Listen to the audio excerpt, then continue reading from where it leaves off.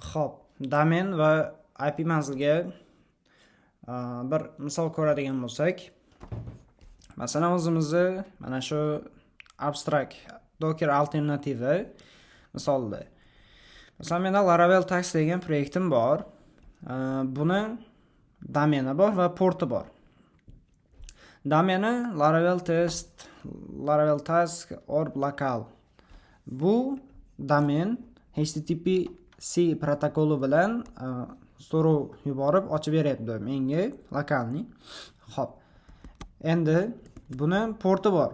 Xohlang domen orqali oching, xohlang port orqali oching.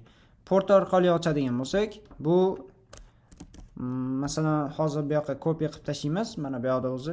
Bu HTTP protokoli orqali ochadi, ya'ni ochiq ma'lumotlar almashadi lokalnida. Bu o'sha 8080 yoki 8000 odatda bo'ladi. Bu port o'sha bizning proyektimizning porti. HTTP protokol orqali ochiladi. Xo'p. Ko'radigan bo'lsak, WebSocketlarga keldik. WebSocket server brauzer o'rtasidagi doimiy ikki tomonlama ulanish. Mana shu joyida e'tibor berishimiz kerak. Doimiy.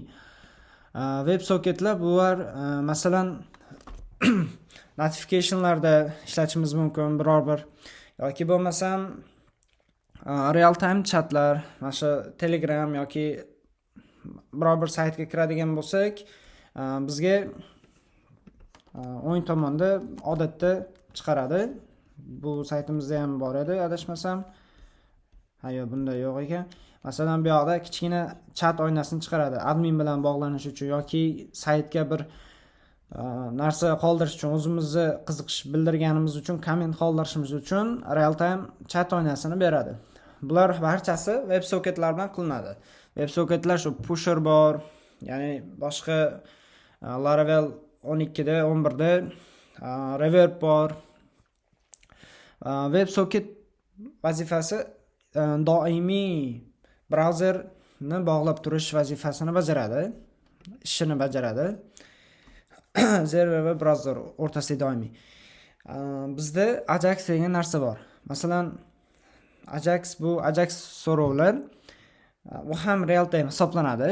Mana shuni o'rtasidagi asosiy farqi bu ular doimiy bo'lmaydi. Shuning uchun boya server va brauzer o'rtasidagi doimiy deb doimiga sal urg'u berdim.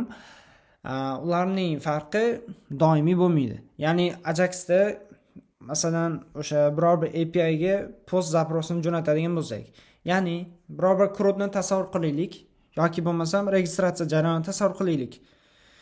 Ana shu crudda yangi user qo'shadigan bo'lsak, yangi user qo'shilgandan keyin u avtomatim masalan tablitsa listiga masalan crudda qo'shdik user, avtomat bu yoqqa qo'shganimiz chiqib qoladigan bo'lsa, mana shu jarayonni refreshsiz, ya'ni ekran yangilanmasdan request jo'natib response olib kelish bu Ajax orqali amalga oshiriladi.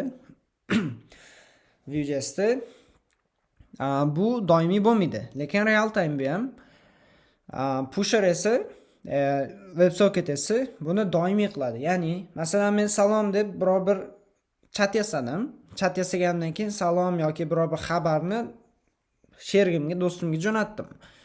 Ana shu bitta jo'natish orqali ular bog'lanadi, server va brauzer bog'lanadi va men masalan qancha yozishsam, o'sha yozishim tugaguncha deganda masalan saytdan o'zim chiqib ketmagunimcha bitta bog'lanish orqali ular dostuplarda paydo bo'ladi. Ya'ni bu bir tomondan tezlikni ham oshiradi. Ya'ni har safar Ajaxda so'rov yuborish emas, ya'ni bitta bog'lanish orqali masalan yuzlab yoki Telegramda odatiy. Telegramda ham masalan men do'stimga o'sha xabar jo'natadigan bo'lsam, har bir xabarimga Ajax ishlatadigan bo'lsak, har bittasiga post qilib yuboramiz. WebSocket buni doimiy qilib beradi. Ya'ni user brauzer orqali